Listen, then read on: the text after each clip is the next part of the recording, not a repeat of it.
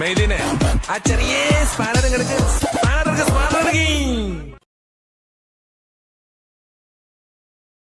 കിട്ടിയാ എന്താ എന്ത് പറ്റി? ഓഫീസിനകത്ത് പാമ്പോ?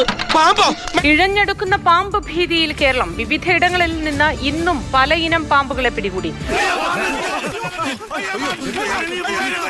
സംസ്ഥാനത്ത് പാമ്പ് കടി ഏൽക്കുന്നവരുടെ എണ്ണം കൂടിക്കൊണ്ടിരിക്കുകയാണ്.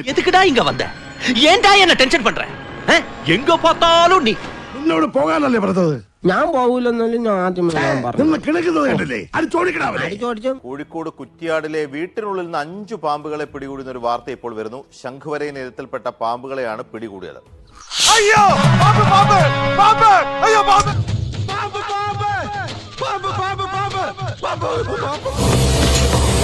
കോഴിക്കോട് നന്മണ്ടയിൽ വീട്ടിലെ കിടപ്പുമുറിയിലെത്തി മൂർഖൻ പാമ്പ്.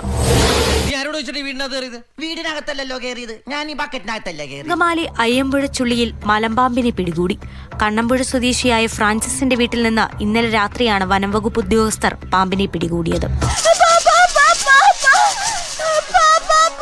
ഇത്രയും വലിയ തല, ഇത്രയും വലിയ ഉടല്, ഇത്രയും വലിയ ബാല് രാജഗോപാലാണെന്ന് തോന്നുന്നത്. ഇപ്പൊ വീട് മൊത്തം പാമ്പുകളല്ലേ?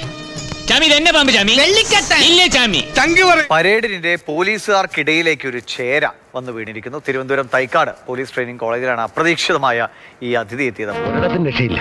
നമ്മുടെ എല്ലാ നീക്കങ്ങളും വാച്ച് ചെയ്യപ്പെടുകയാണ്.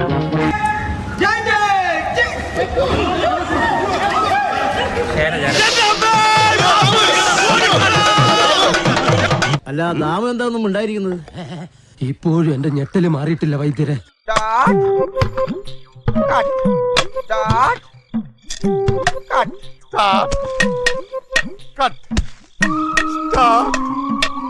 ഓ ചേട്ടന്മാരെ, ഇനിയാണ് എന്റെ ഷോ. തിരുവനന്തപുരം ആറ്റിങ്ങലിൽ വീട്ടിലെ പൂച്ചകൾ അണലി കുഞ്ഞുങ്ങളെ പിടികൂടി. ആളറിഞ്ഞ് കളിക്കട പന്നപ്പും.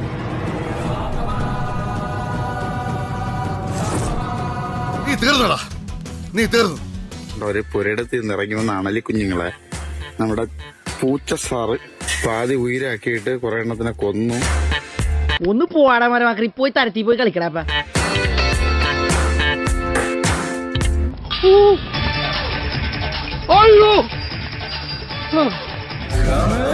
വാടാ, നിനക്ക് പ്രാന്താളി വേടാ പന്നി. ഓടിക്കോ പ്രേമ, പതിയെ പോടാ, എനിക്ക് ദേശത്തെ വഴിയേറിയില്ലാന്ന്. പേടിപ്പിക്കുന്നേ എന്നെ.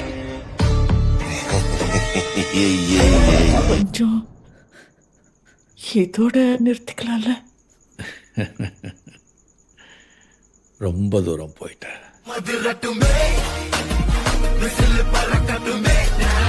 എന്നോട് കളിക്കാൻ ധൈര്യം വാടാ. വേണ്ടട്ടോ, അയാളിൽ കത്തിയുണ്ട്, കുത്തും.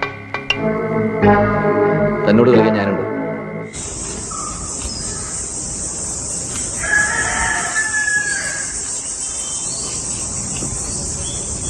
ഞാൻ ആരാ എന്താന്ന് ഇപ്പൊ പിടികിട്ടിയായിരിക്കും. ഇതൊരു സാമ്പിൾ വെടിക്കട്ട. തൃശൂർ പൂരം കാണാൻ പോകുന്നേ ഉള്ളൂ. വരട്ടടവേ.